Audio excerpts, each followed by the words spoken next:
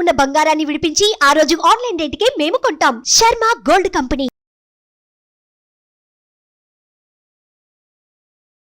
అందరికీ నమస్కారం. ముందుగా ప్రేక్షకులందరికీ క్రోధినామ సంవత్సర ఉగాది పండుగ శుభాకాంక్షలు. అయితే ఉగాది పండుగ అనగానే మనందరం కూడా ఈ సంవత్సరం మొత్తం మన రాశి ఫలాలు ఎలా ఉన్నాయి, ఈ సంవత్సరంలో మనకి ఆదాయం ఎంత ఉంది, వ్యయం ఎంత ఉంది, ఇవన్నీ కూడా డీటెయిల్డ్గా తెలుసుకోవాలని చాలా ఇంట్రెస్ట్గా వెయిట్ చేస్తూ ఉంటాం కదా.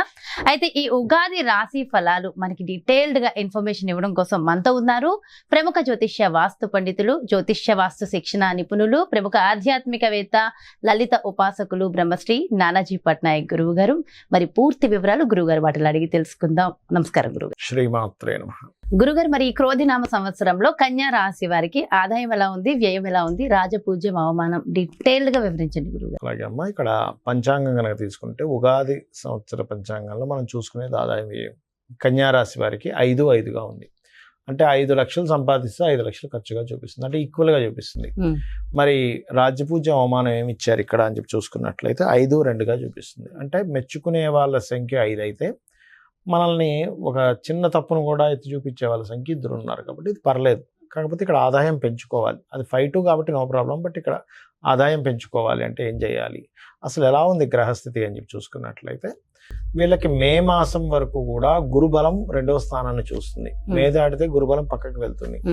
అందుకని వీరు చేయవలసింది ఏమిటి, పక్కకి వెళ్ళినప్పటికీ కూడా ఇక్కడ గురువు శుక్రరాశుల్లోనే ఉంటాడు కాబట్టి మరీ అంత ఇబ్బంది ఉంటుందని ఏం కాదు. కాకపోతే వీళ్ళ నిర్ణయాలంటే ఎలాగా, కన్యారాశిలోనే కేతు సంచారం జరుగుతుంది ప్రజెంట్. కేతు ఏంటి, చిత్ర విచిత్ర గ్రహం అంటారు. సహజంగానే లగ్నం వారి కన్యారాశి వారికి మేనేజింగ్ స్కిల్స్ ఎక్కువగా ఉంటాయి, మేనేజ్ బాగా చేయగలుగుతారు. అలాంటిది కేతు వచ్చేసరికి వీళ్ళకే నేనేంటి సరిగ్గా మేనేజ్ చేయలేకపోతున్నాను ఏంటని ఒక చిన్న డౌట్స్ వస్తూ ఉంటాయి, ఒక వైరాగ్యం వస్తూ ఉంటుంది. అందుకని మీరు ఏం చేయాలి, గణపతి ఆరాధన కనుక చేసుకున్నట్లయితే అన్ని విధాలా బాగుంటుంది. అలాగే గురువు మారినందుకు ఒక బెనిఫిట్ కూడా ఇస్తాడు. ఏమిటది అంటే మధ్యవర్తిత్వం ద్వారా కొంత లాభం ఇస్తాడు. అంటే భూమిలో ఏదైనా కమిషన్, ఏదైనా ల్యాండ్ ఎవరికైనా చూపించడం ద్వారా, బ్రోకరైజేషన్ ద్వారా, వీటి ద్వారా డబ్బులు ఇస్తాడు ఇక్కడ గురువు కనుక చూసుకున్నట్లయితే. అలాగే ఈ సప్తమ స్థానంలో రాహు ఉన్నందుకు, ఎందుకంటే మేజర్ ప్లానెట్స్ ఇవే, సప్తమంలో రాహు, లగ్నంలో కేతు, 6లో శని, మనకి భాగ్యస్థానంలోకి వస్తున్న గురువు, సప్తమ రాహు ఉన్నందుకు వీరు ఈ సంవత్సరం వివాహ ప్రయత్నాలు ఏవైతే ఉంటాయో విదేశీ వివాహం అంటే విదేశీ సంబంధాలు వెతుక్కోవడమే మంచిది. కాకపోతే ఇంకా క్రోధినామ సంవత్సరం రాకముందే అంటే మనకి ఇంకా ముందుగానే రిలీజ్ అవుతుంది కాబట్టి మార్చ్ అండ్ ఏప్రిల్ మాసాల్లో కొంచెం బుధుడు అక్కడ సంచరిస్తాడు, నీచబడ్డ బుధుడు. కాబట్టి మార్చి ఏప్రిల్ మాసాల్లో బంధువర్గంలో వివాహ సంబంధించిన ఏమైనా కుదుర్చుకునేటప్పుడు మాత్రం జాగ్రత్తగా ఉండాలి.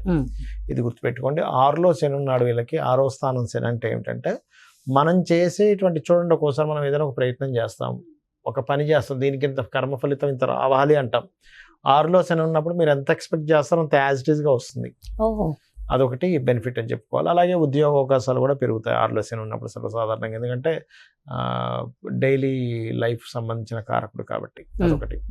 అలాగే మరొక విషయం ఏంటంటే ఇక్కడ దీంతో పాటు ఈ కుటుంబాధిపతి అంటే ధనస్థానాధిపతి, ధనస్థానం మీద ఉండేటువంటి గ్రహాల యొక్క స్థితి కనుక చూసుకున్నట్లయితే కొంచెం మీరు లలితా సహస్రనామాల్లో ఓం సంపత్కరీ సమారూఢ సింధుర వరజ సేవితాయ నమః అనేటువంటిది మంచి ధనయోగాన్ని ఇస్తుంది, అందులో ఎటువంటి ఇబ్బంది లేదు.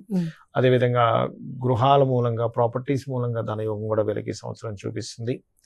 ఇష్టపడిన వారిని వివాహం చేసుకునేటువంటి యోగం చూపిస్తుంది. కాకపోతే ఒక్కోసారి చూడండి, సేమ్ దీంట్లోనే కొంచెం వేరే దీంట్లో సంబంధాలు కుదురుతూ ఉంటాయి. అటువంటి సంబంధాలు కుదిరేటువంటి యోగం అంటే ఇంటర్ క్యాస్ట్ లాగా అనుకోండి. కొంచెం అంటే వాళ్ళ రేపు పెద్దగా ఎవరు చెప్తున్నాను. అంటే ఇక్కడ ఇంకోటి ఏంటంటే ఇన్వెస్ట్మెంట్స్ రిలేటెడ్ సంబంధించినటువంటి విషయంలో పాజిటివ్గా ఉంది చెప్పాలంటే కొంతవరకు.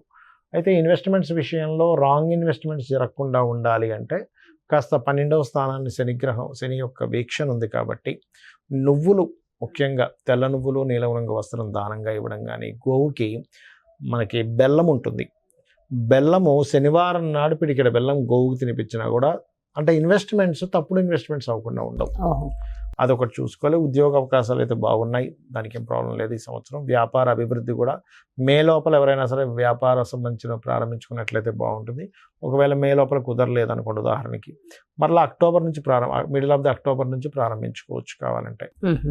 వీరికి ఈ యోగాలు ఉన్నాయి. కాకపోతే ఒకటే, లగ్నంలో కేతు ఉన్నందుకు ఉదయం నిద్రలేచిన వెంటనే కాస్త గణపతిని ధ్యానించుకున్నట్లయితే అన్ని విధాలా బాగుంటుంది, ఎటువంటి ఆటంకము ఉండదు. అదేవిధంగా వెంకటేశ్వర స్వామి ఆరాధన ఎక్కువగా చేయాలి. ఆలయ దర్శనం కూడా చేయాలంటారా?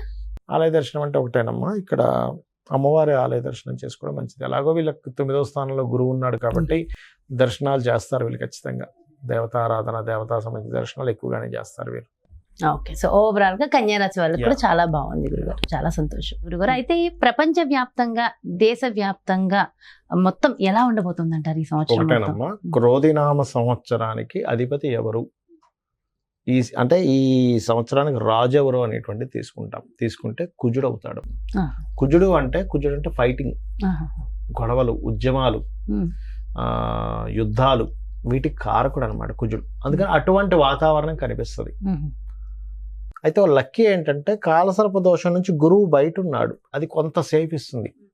బట్ ఏదైనా కానీ కొంచెం యుద్ధ సంబంధంగా, అంటే రాజులకి ఇప్పుడు చూడండి అప్పటిదాకా అక్కర్లేదు, మనకి ఫిబ్రవరి నుంచే స్టార్ట్ అయింది దాని ప్రభావం. ఎందుకంటే ఈ రవి మనం జనవరిలో మనం చెప్పుకున్నప్పుడు కూడా చెప్పుకున్నాం, కొంచెం ఈ సమయంలో కొంచెం ఈ బాంబు పేలుళ్ళని, లేకపోతే ఈ గొడవలని, కొంచెం ఈ యుద్ధ నౌకల్ని ట్రాప్ చేయడం అని, లేకపోతే అంటే నౌకా దళాల మీద, లేకపోతే నౌకల మీద, అంటే జలరాశుల్లో కుజుడు శని ఉన్నారు కాబట్టి నౌకల మీద అంటే దాడి చేయడం, దాన్ని హైజాక్ చేయడం లాంటివి ఉంటాయని చెప్పుకున్నాం లాస్ట్. అట్లాంటివే జరిగింది ఈ మధ్య అంతా కూడా. అంటే ఏమిటి, ఈ సంవత్సరం ప్రత్యేకంగా కొంతవరకు ఈ యుద్ధ సంబంధించినటువంటి ఈ మనం ఊహించినటువంటి మార్పులు అనేకమైన జరుగుతాయి.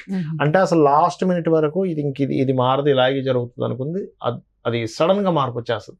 అసలు ఎవరు ఎక్స్పెక్ట్ కూడా చేయరు, అసలు ఇలా జరుగుతుందా, ఇలాంటివి కూడా జరుగుతుంది అసలు ప్రపంచంలో అన్నట్టుగా జరుగుతుంది. అన్ని మార్పులు ఏదైనా కావచ్చు. అంటే టెక్నికల్ గా హై లెవెల్లో మార్పులు చూస్తాము, రాజకీయంగా హై లెవెల్లో మార్పులు చూస్తాము, గుర్తుపెట్టుకోండి. అసలు మోసాల లెవెల్లో కూడా హై లెవెల్లో మార్పులు చూస్తాం. సో కాస్త కేర్ఫుల్ గా ఉండాల్సిన సమయం because of Saturn Mars combination అలాంటిది. అందులో పర్టికులర్ గా మే వరకు ఈ జాగ్రత్తలు తీసుకోవాలి, మెయిన్గా మే వరకు. అదొకటి. ఇక మిగతా అంశాలు కనుక చూసుకుంటే గనక, అంటే వీళ్ళు మరి ఇప్పుడు ఈ యుద్ధ సంబంధించిన ఇవన్నీ అనుకున్నాం కదా, మరి రకరకాల దేశాల్లో మన ఇండియన్స్ ఉంటారు, అందరూ కూడా మనుషులే కాబట్టి వీళ్ళెవరూ కూడా ఇబ్బంది పడకుండా ఉండాలి అంటే ఒకటే గుర్తుపెట్టుకోండి, కాలభైరవ అష్టకము, కాళికాదేవి యొక్క స్తోత్రాలు, కాలభైరవ అష్టకం కానీ, నృసింహస్వామి యొక్క స్తోత్ర పఠనం చేయడం కానీ, ఆంజనేయ స్వామి యొక్క ఆరాధన చేయడం కానీ, ఇవి గనక చేయగలిగితే, లేదా మీకు దగ్గరలో గోశాల ఉంది, గోవులకు కాస్త బెల్లము, అదేవిధంగా నువ్వులు కాదు సారీ బెల్లము మరియు క్యారెట్లు, నువ్వులు తినిపించకూడదు, పొరపాటు నువ్వులు అన్నాను, నువ్వులు అస్సలు తినిపించకూడదు, బెల్లము క్యారెట్స్ తినిపించాలి. నువ్వులు దానం మాత్రమే ఇవ్వాలి. చాలామంది అంటుంటారు, ఏమంటే నువ్వులు మేము తినిపించాలా అని అడుగుతూ ఉంటారు, ఏది పురోహితుడు తీసుకోవట్లేదని. ఎందుకంటే అమ్మ అది ఏదైనా మనకి ప్రెగ్నెన్సీతో ఉందనుకోండి, దాని ప్రెగ్నెన్సీ ఇచ్చినవ్వడం వల్ల మరింత దోషం ఏర్పడుతుంది. కాబట్టి ఇది జాగ్రత్త తీసుకోవాలి. సో కాబట్టి ఈ జాగ్రత్తలు తీసుకుంటే సరిపోతుంది. ఇదంతా ఓవరాల్ గా సామూహికంగా కూడా చేయడం వల్ల ప్రపంచానికి ఇంకొంచెం మంచి జరుగుతుంది కదా గురుగారు. ఇవే కాకుండా ఇంకేమైనా జాగ్రత్తలు తీసుకోవాల్సిన అవసరం ఉంటుందంటారా? జాగ్రత్తలు అంటే ఏం లేదమ్మా, ఒకటి గుర్తుపెట్టుకోండి, నేను చెప్పేది ఒకటే, మనకి ఎప్పుడైనా సరే గ్రహస్థితిలో ఎలాగున్నా, అంటే మన జాతకం ఇలా ఉంది, వాస్తు ఇలా ఉంది, ఇవన్నీ ఎలాగున్నా, నేను చెప్పేది ఒకటే, అమ్మవారిని గనక మనం ఆశ్రయించినట్లయితే ఇవన్నీ కూడా పక్కకు పోతాయి. అయితే మరి ఈ శాస్త్రం ఎందుకు ఇచ్చింది అమ్మవారు? ఈశ్వరుడే స్వయంగా కూడా జ్యోతిష్ శాస్త్రాన్ని ఇచ్చాడు కదా, మనం చెప్పుకుంటూ ఉంటాం కొన్ని వాటిల్లో, మహర్షుల ద్వారా మనకు అందించాడని. మరి ఆ పరమేశ్వరుడు ఎందుకు అందించాడంటే మనకు ఒక జాగ్రత్త చూసుకోవడానికి, ఒక రూట్ మ్యాప్ లాగా మనం ఒక తయారు చేసుకుంటున్నాం.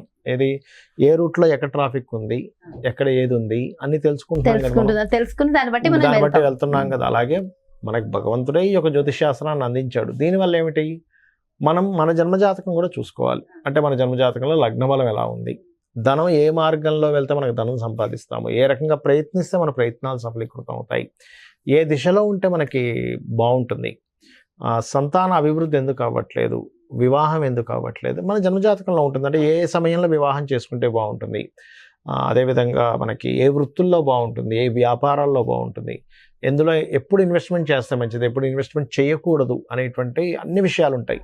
మీకు అనిపిస్తుంది మరి ఇవి అన్నీ మన జన్మజాతకంలో ఉంటాయి, మనం మరి ఈ గోచార ఫలితాలు ఇవన్నీ ఎందుకు చెప్పుకుంటున్నాం అంటే ఒకటే గుర్తుపెట్టుకోండి అమ్మా. ఇప్పుడు మీరు షూటింగ్కి వచ్చారు కదా, నార్మల్గా మీ ఇంటి నుంచి ఇక్కడికి 40 నిమిషాలు అనుకోండి కార్లో రావడానికి, అదే ట్రాఫిక్ జామ్ అయితే 1.5 అవర్ కూడా పెట్టేస్తుంది కదా. అంటే ఏమిటి, గంటలోనో 40 నిమిషాల్లోనో వస్తాననేది మీరు ఏం చెప్తారు, గంటన్నర పడుతుందండి అంటారు.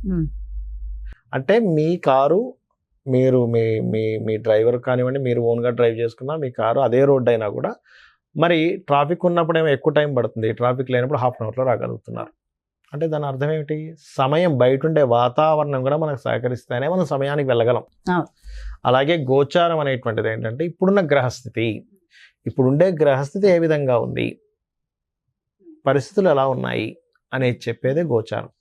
సో ఈ సంవత్సరం ఈ విషయాలు ఇలా ఉంది కాబట్టి నువ్వు ఈ రెమెడీ చేసుకో, నీ జన్మజాతకం కూడా చూసుకో, ఈ రెండు కలుపుకో. జ్యోతిష్య పండితులు ఉన్నదే అందుకు. ఇంకోటి ఏంటి, నేను ఒకటే చెప్తా, నా జాతకం ఎలా ఉంది, నా దశ ఎలా ఉంది, పాడైపోయింది ఏం పెట్టుకోకండి, అమ్మవారిని నమ్ముకోండి, అమ్మవారు అంతా దారి చూపిస్తుంది మనకి. ఎలా ఉన్నా జాతకం ఎలా ఉన్నప్పటికీ ఎలా ఉన్నా అమ్మవారు చూపిస్తుంది. ప్రధానం అంటారు. అమ్మని చేయి పట్టుకుంటే తిండి కొదవ ఎలా ఉండదో, అమ్మవారిని పట్టుకుంటే వాడికి దేనికి కొదవ ఉండదు. ఎంతో చక్కగా చెప్పారు గురుగారు. అంటే ఎంతో ఒక ధైర్యం, ఒక మోటివేషన్ అంతే కదా. అమ్మని పట్టుకున్న వాడికి తిండి కొదవ ఉంటుందా? ఏమి ఉండదు, అమ్మాయి చూసుకుంటుందండి. అలాంటిది అమ్మవారిని పట్టుకుంటే దేనికి కొదవ ఉంటుంది? అంతే. ఎంతో ఎంతో చక్కటి ధైర్యాన్ని, స్థైర్యాన్ని అందించారు. థ్యాంక్ యూ సో మచ్ గురువు గారు. నమస్కారం. శ్రీమాత్రే నమః.